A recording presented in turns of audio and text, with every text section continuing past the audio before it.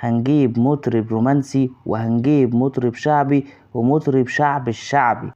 وده اللي فكروا فيه قبل ما يعملوا فيلم عليا الطرب بالتلاتة اللي هو اصلا كان اسمه الفرقة، وهما انه جابوا محمد عطية وريكو وسعد الصغير. الفيلم كان جامع بين 3 انواع مختلفين من المطربين، كل واحد فيهم كان بيمثل الفكرة.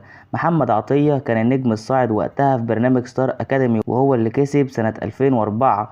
هو المطرب الرومانسي اللي بيغني اغاني المفروض انها تكون اكثر جاذبية للشباب. ريكو مطرب الشعبي ومشهور ومحبوب وليه قاعدة جماهيرية كبيرة جدا وبيعمل حفلات كتير. سعد الصغير وهو مطرب الشعب الأصيل اللي شغله الأساسي في الأفراح الشعبية وبيتعامل مع الناس العادية بشكل مباشر في حياتهم اليومية كل يوم. الجريب بقى إن الفيلم كان مليان أغاني، لكن مش كل الأغاني دي هي اللي الناس فاكراها. الدليل على نجاح فكرة سعد الصغير موجودة في الأغاني نفسها.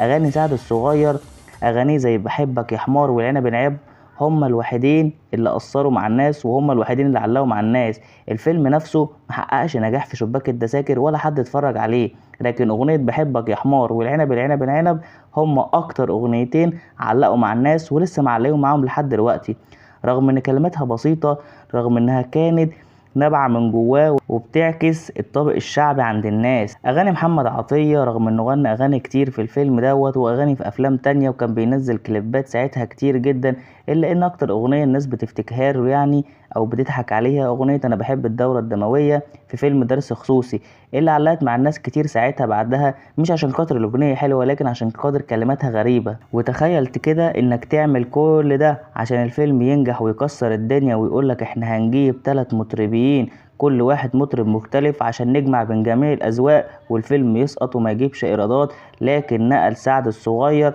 من الشهرة للأشهر بكتير.